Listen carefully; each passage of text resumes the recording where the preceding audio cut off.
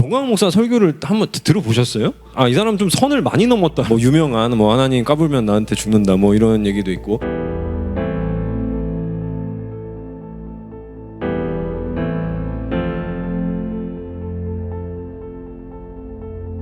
일반적으로 우리가 아무리 그 정치 성향과 신학 성향이 좀 비슷하더라도 이런 식의 어떤 저급하고 원색적이고 되게 기만이 가득한 이런 설교를 할 수가 있는가? 이런 스피커가 굉장히 각광을 이렇게 받는가? 왜 사람들에게 인기를 얻고 왜 이렇게 추종자들이 이렇게 많은가? 이런 사람들에게 이렇게 휘둘리지 않으려면은 또 어떻게 해야 되는가? 진행자께서 말씀하신 하나님 까불면 죽어 뭐 이런 발언도 기독교인뿐만 아니라 일반 대중들이 아주 경악하는 발언이었죠. 건전한 기독교 교리의 범위에 담길 수 없는 이단적인 발언이라고 말할 수밖에 없을 것 같아요.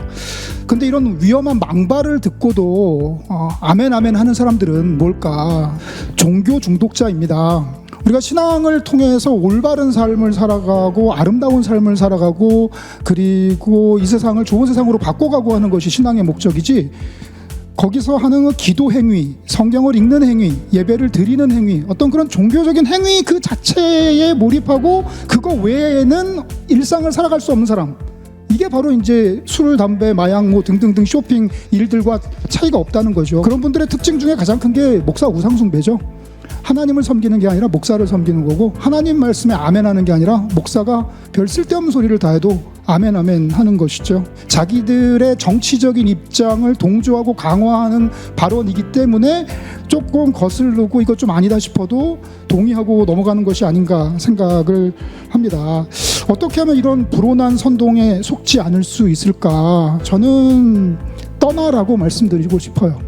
탈출하십시오. 소속된 신앙 공동체가 어디냐에 따라서 그의 신앙에 지대한 영향을 받을 수밖에 없습니다. 정의와 평화와 생명의 가치를 실천하는 그런 건전한 공동체가 많이 생겨나고, 거기에 지금 바로의 교회에, 애굽의 교회에 계신 분들이 탈출해서 거기로 옮겨가는 것이, 이것이 한국교회의 변화의 방향이라고 저는 생각을 합니다. 네, 저도 몇 번 들어봤는데요.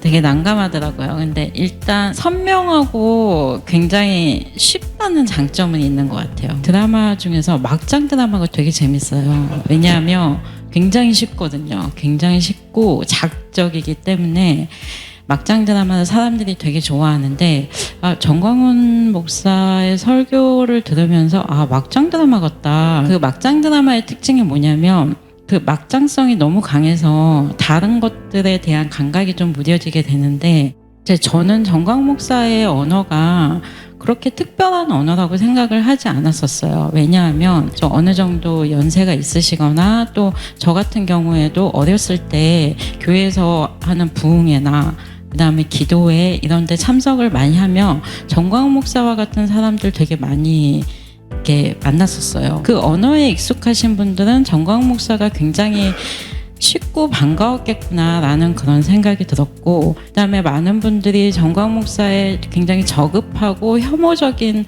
언어를 되게 문제 삼는데, 약간의 정도의 차이는 있지만 본질적으로 별로 차이가 없는 여성 혐오라든가 소수자를 혐오하는 그 언어들이 그냥 우리가 다니는 교회 에도 되게 난무하고 있거든요. 우리가 속고 있을 뿐이지 사실은 교회에서 그런 언어들이 굉장히 난무하고 있는 문제가 간과되고 있다라는 그런 생각을 하게 되고, 그렇다면 그 언어에 어떻게 휘둘리지 말아야 될 것인가 라고 했을 때 일단은 듣지 말아야죠. 그리고 그동안 한국 개신교가 개발하지 못했던 어떤 신앙의 언어를 더 적극적으로 개발하고 또 적극적으로 말하기를 해야 될 게 아닌가라는 생각이 들어요. 왜냐하면 정광훈 목사의 언어가 틈탔다는 거는 그만큼 한국 교회가 어떤 우리가 지켜야 하고 복원해야 할 그런 신앙의 언어를 제대로 구현하지 못했다는 뜻이기도 하거든요. 사실 목회자 중심주의가 된 거는 목회자들이 설교할 때 저 질문 있어요 라고 말할 수 없는 분위기잖아요. 그리고 어떤 의심을 한다 그러면 네가 아직 믿음이 부족해서 그렇다. 내가 더 널 위해 기도할게 라고 타일렀지 그런 질문에 대해서 의심에 대해서 한 번도 긍정적으로 받아들여 본 경험이 없기 때문에 성도들은 계속 목회자 중심주의로 갈 수밖에 없고 목회자들이 그런 성도들을 그렇게 길러놓고서 이제 와서 종교 중독이네 어쩌네 그러면서 막 이제 죄송하지만 그러면서 성도들을 폄훼하는 거에 대한 저는 살짝 동의가 안 되는 측면이 있고 어떻게 보면 굉장히 상호 보완적인 서로 이렇게 주거니 받거니 하면서 지금 한국교회 토양을 만든 게 아닌가. 그 모든 선동가들의 이제 그 중요한 공통점 중에 하나는 듣고 싶은 말을 해주는 거죠. 당대 이제 예언자들이 끊임없이 싸웠던 것이 거짓 예언자들하고 싸운 거예요. 그들이 듣기 좋은 말을 해주기 때문에 평화를 이야기하기 때문에 이걸 판단하는 게 그러니까 어려운 거예요. 내가 지금 청중이라면 내가 무언가 듣고 싶은 거예요. 그 말을 해주는 거죠. 그러니까 그거에 현혹되니까 내가 지금 옳은가 옳지 않은가 이걸 판단하기가 쉽지 않은 겁니다. 성경에서 끊임없이 말하기를 판단해야 된다. 평가해야 된다. 분별해야 된다. 이게 이제 분별이라는 표현 쓰죠. 분별해야 된다. 이렇게 이야기를 해요. 특별히 이제 개신교 이후로 모든 사람이 성경을 보고 모든 사람이 설교를 듣는 이런 시대가 되었을 때는요. 평신도들도 설교를 듣는 사람도 분별하는 이런 마음을 가지고 들어야 됩니다. 가장 중요한 게 뭐냐면 자기를 돌아보고 자기를 분석할 수 있는 능력, 내가 틀릴 수도 있다 하는 것을 인정하는 마음, 이게 원래는 기독교적인 마음이에요. 왜냐하면 하나님만이 모든 자의 심판자이고 우린 다 심판을 받아야 되는 존재들이거든요. 근데 내가 너무 과도한 확신 가운데 있고 그 과도한 확신에 대해서 이거를 이야기해주는 설교자의 말을 듣고 이걸 강화시키고 이런 과정들이 잘못됐다 하는 것을 반성하는, 돌아보는, 분별하는 이런 능력, 우리 시대에 꼭 필요한 이런 때가 되어버리고 말았습니다. 안타깝게도. 저는 무엇보다도 한국교회가 카리스마적인 목회자를 추구해왔기 때문이 아닌가라고 생각을 합니다.